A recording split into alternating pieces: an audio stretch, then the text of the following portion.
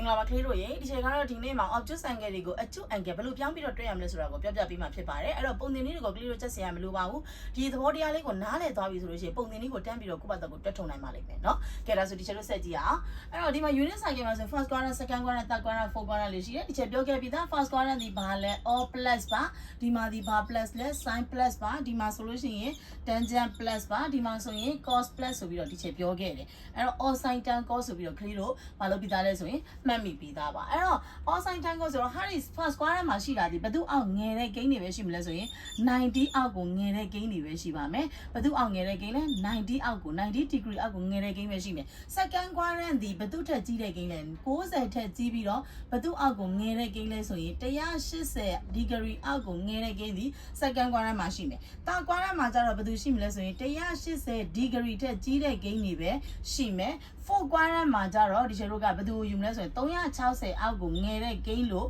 ယူပါမယ်360အောက်ကိုငယ်တဲ့ degree တွေပဲရှိမယ်လို့ကလေးတို့ကသိရမယ်ဒါလေးဒီသီတာလို့ဒီချက်သတ်မှတ်လိုက်မယ်ဆိုရင်ဒီနေရာက coordinate မှတ်ကလေးဒီကလေးတို့သိပြီးသားသူဒီ h, y ဖြစ်တယ်အဲ့တော့ h ကလေးကဘာသီတာလဲ cos သီတာ y လေးကဘာသီတာလဲ sin သီတာရှေ့ကောနောက် sin ဒါကဒီမှာရှိရင်သီတာပေါ့ဒီဘက်ကိုလာမယ်ဆိုလို့ရှိရင်သူဒီ reflect angle အဖြစ်နဲ့ဒီကိုပြောင်းလာမယ်ဆိုတော့သူသီတာဆိုရင်သူလည်းဒီချက်တို့ဘာဖြစ်သွားမလဲသီတာဖြစ်သွားမယ်သီတာဆိုရင်ဒီရဲ့ coordinate မှတ်ကလေးကကြတော့ h axis က minus ပြောင်းသွားတဲ့အတွက်ကြောင့်ဘာ cos သီတာဖြစ်သွားမလဲဆိုတော့ minus cos သီတာ sin သီတာက plus သီတာလို့ပြောင်းသွားမယ်ဒါမျိုးလေးလာမယ်ပေါ့ဒါဆိုရင်ဒီဘက်မှာရှိတဲ့ down အတွက်ရှာမယ်ဆိုရင်ဒီချက်တို့က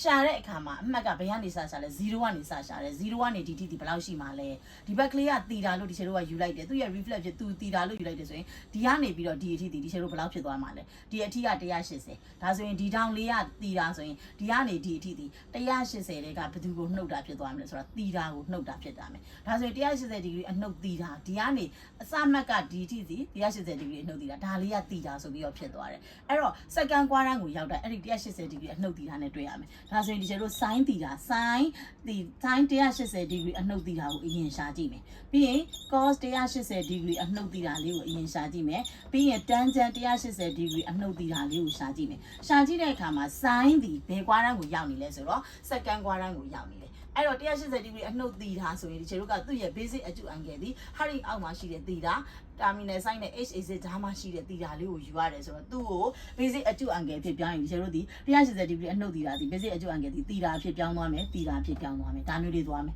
အဲ့ဒါဆိုလို့ရှိရင်ဒါဒီ sin ဒီဘယ်နေရာ quadrant ကိုရောက်သွားလဲဆိုတော့ second quadrant ကိုရောက်သွားတယ် second quadrant မှာ sin ဒီ plus လား minus လားဆိုရင် all sin tan ကိုလည်းသွားတော့သူက plus ထွက်တယ် cos က minus ထွက်တယ် tangent ကလည်း minus ထွက်တယ်အဲ့တော့သူကဒီမှာ cos သီတာကနေ cos သီတာ sin သီတာကနေ sin သီတာဆိုတဲ့အတွက်ကြောင့်ဒီရှယ်တို့ဒီဘာမပြောင်းလဲဘူးလဲဆို function မပြောင်းလဲဘူး function မပြောင်းလဲတဲ့အတွက်ကြောင့် sin သီတာဒီ sin ပဲ cos သီတာကလည်းcos ပဲ tangent သီတာကလည်း tangent ပဲဆိုပြီးတော့ဖြစ်သွားတယ်ဒါဆိုရင်ချက်ကပုံသေးဥပမာလေးပြောပြမယ်ဒါဆိုရင် sin 150 degree ကိုရှာတဲ့အခါမှာသူ့ရဲ့obtuse angle ဖြစ်နေတဲ့ကြောင့်အကျု angle ကိုရှာမယ်ဆို sin 150ဆိုတော့ second quadrant မှာရောက်တယ်150ရဖို့အတွက်180တဲ့ကဘယ်သူကိုနှုတ်ရင်ရမလဲ30ကိုနှုတ်ရင်150ရတယ်ဒါဆိုရင်သူ့ရဲ့အကျု angleဒီ30လို့ဒီချေလို့သိလိုက်ပြီ30 second quadrant မှာရှိတဲ့အတွက်ကြောင့် sin ဒီ plus function sin ပဲဘာသီတာလဲ sin 30 degree လို့ပြောင်းသွားမယ် sin 30 degree ဒီ 1/2 ရတယ်cos 135 degree ဒီချေတို့ဘာရမလဲ cos ကလည်း cos ပဲ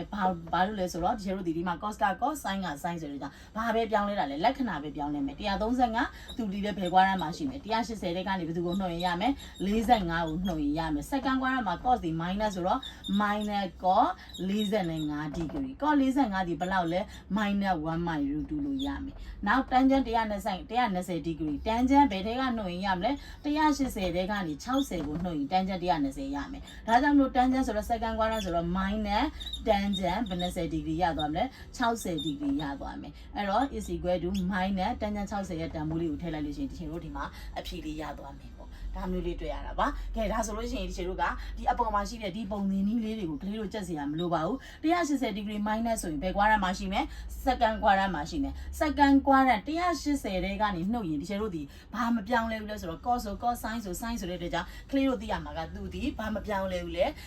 function မပြောင်းလဲဘူး sign ပဲပြောင်းလဲတယ်ဆိုတာကိုသိရမယ်ဒါကြောင့်မလို့180နဲ့ပတ်သက်တဲ့အခါမှာဒီခြေတို့က sign လို့ခေါ်တဲ့လက္ခဏာပဲပြောင်းမယ် sign ပြောင်းမယ်ဘာမပြောင်းဘူးလဲ function မပြောင်းဘူး function မပြောင်းတဲ့အတွက်ကြောင့်ဒီခြေတို့ဘာလုပ်ရမလဲဆိုရင် sin ဆိုရင်လည်း sin cos ဆိုရင်လည်း cos tangent ဆိုရင်လည်း tangent အဲ့တော့ sin လက္ခဏာပြောင်းတဲ့အခါကျတော့ဘာကိုကြည့်သွားမလဲ sin tan cos လေးကိုကြည့်သွားမယ်ဒါလေးဆိုရင်ခြေတို့ဒီ180 degree minus တည်တာအတွက် formula လေးပြီးသွားပါပြီဒါကြောင့်ဒါပြီးသွားရင်ဒီ180 degree plus တည်တာကိုသွားမယ်180 degree plus တည်တာကျတော့ဒီခြေတို့ဘယ်ကွာရဝင်ရောက်သွားမလဲတာကွာရန်ကိုရောက်တော့မယ်တာကွာရန်ကိုရောက်တဲ့ခါမှာခုနလိုပဲဒါလေးကိုယူလိုက်မယ်ဒါဆိုရင်သူကဒီမှာဆိုလို့ရှိရင်တည်တာပေါ့ဒါဆိုရင်သူ့ရဲ့ coordinate map ကဘာပြောင်းသွားမလဲဆိုရင် cos ကလည်း minus ပြောင်းသွားမယ် sin ကလည်း minus ပြောင်းသွားမယ်အဲ့တော့ minus cos သီတာ minus sin သီတာဒါဆိုရင်ဒီသီတာနဲ့ပတ်သက်တဲ့ဒီချက်တို့ sin 180 degree plus သီတာကိုယူမယ်ဆိုတော့ဒီအစကနေဒီအထိဒီ180ရှိတယ်ဒါဆိုဒီဘက်ကသီတာလေးနဲ့ပေါင်းလိုက်တော့180 degree plus သီတာဖြစ်သွားတယ်180 degree plus သီတာဆိုတော့ခုနလိုပဲ cos သီတာ cos သီတာ sin သီတာ sin သီတာဆိုတော့ဒီချက်တို့ sin ပြောင်းတယ် function မပြောင်းဘူးလို့မှတ်ရမယ်ဒါကြောင့် sin 180 degree plus သီတာဆိုရင်ကလေးတို့ကတာကွာရန်မှာရှိတယ်လို့သိရမယ်တာကွာရန်ဒီ sin ဒီ minus cos ဒီလည်း minus tangent တခုလည်း plus ဘာလို့လဲ all sin tan cos နဲ့သွားထားလို့ဒါဆိုရင် sin 180 degree minus သီတာ plus သီတာဒီ function မပြောင်းဘူးလို့ပြောရတဲ့ကြောင့်ဘာပဲလဲ sin cos tangent ပဲနောက်က A2 angle လေးကဘယ်လောက်လဲသီတာဒါဆိုရင်ဒီချက်ကဥပမာလေးတွေတွက်ကြည့်မယ်225 obtuse angle ဖြစ်နေတယ်သူ့ကို acute angle ပြောင်းမယ် sin 225ဆိုတော့ဒီချက်တို့ဘယ်သူကိုပေါင်းရင်ရမလဲ180ကို45ပေါင်းရင်ရမယ်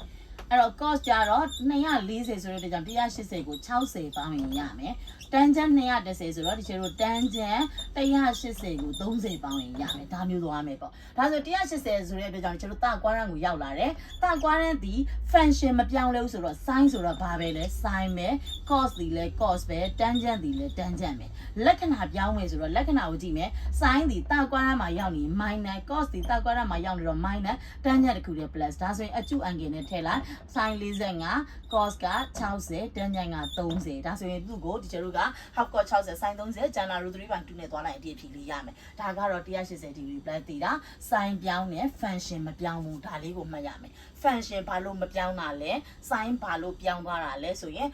reflect angle ဖြစ်နေတဲ့အတွက်ကြောင့် sin ပြောင်းပြီးတော့ function မပြောင်းတာပါကဲဒါဆိုရင်ကျတို့360 degree minus တည်တာနဲ့ plus တည်တာကိုသွားပါမယ်360 degree minus တည်တာလို့ဘာလို့ယူရလဲဆိုရင်ခုနကအချိန်မှပြောခဲ့တယ်လို့ဒီချက်တို့ acute angle ကိုရှာတဲ့အခါမှာ h နဲ့ terminal site ကြမှာယူရမလို့ပါကဲဒါဆိုရင်ဒီဟာလေးဆိုလို့ရှိရင်လည်းဒီချက်တို့ဒီဘက်ကတည်တာဖြစ်တဲ့ကြောင့်သူဒီလည်းဘာလေးဖြစ်သွားမလဲတည်တာလေးဖြစ်သွားမယ်ဒါမျိုးလေးလာတာအဲ့ဒါလေးတည်တာလေးဖြစ်သွားမယ်ဒါ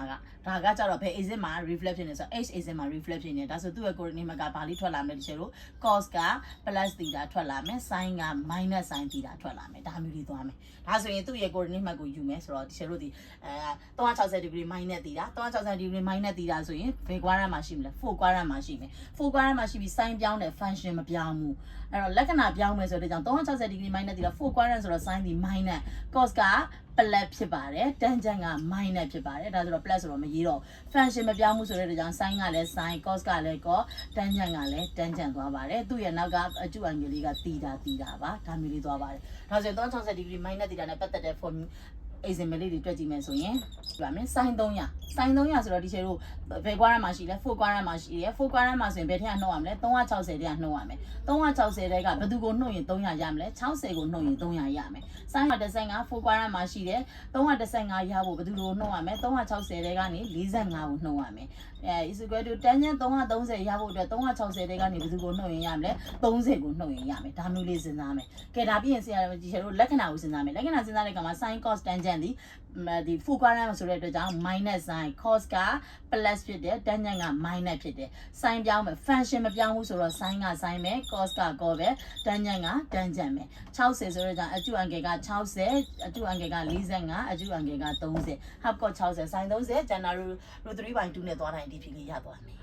ဒါဆိုရင်ကျတို့360 degree minus တည်တာရောက်သွားပြီဒါဆို plus တည်တာဆိုဒီကျတို့ဘယ်ရောက်သွားမလဲ360 degree plus တည်တာဆိုတပတ်လဲသွားတာ360အပေါ်လေးကိုရောက်တဲ့ခါမှာဒီကျတို့360 degree plus တည်တာဖြစ်သွားမယ် plus တည်တာဒီပုံမှန်လိုပဲဒီကျတို့ cos တည်တာ sin တည်တာအားလုံး plus ဖြစ်တဲ့အတွက်ကြောင့် plus တန်ဖိုးတွေကြီးထွက်မယ်ဒါဆိုရင် clear တို့ဒီ180 360နဲ့ပတ်သက်တဲ့အခါမှာဘာ angle လို့သိရမလဲ reflect လုပ်တယ်လို့သိရမယ် h exit ကို reflect လုပ်တယ် y exit ကို reflect လုပ်တယ်ဒါကြောင့် sin ပြောင်းတယ် function မပြောင်းဘူးလို့မှတ်ရမယ်ဒါလေးကဒီကျတို့180နဲ့360နဲ့ပတ်သက်တဲ့ဥပမာလေးတွေပုံ ပုံသီးလေးတွေပါဟုတ်ပြီနော်ဒါဆိုရင်နောက်ဗီဒီယိုမှာဒီချက်က290 degree 90 degree နဲ့ပတ်သက်တဲ့ rotate angle လေးအကြောင်းကိုပြောသွားပါမယ်အဲ့တော့ comment ထဲမှာကလေးတို့သိချင်တဲ့အကြောင်းအရာလေးတွေကိုမေးသွားလို့ရပါတယ်နောက်ဗီဒီယိုမှာပြန်ဆုံကြပါမယ်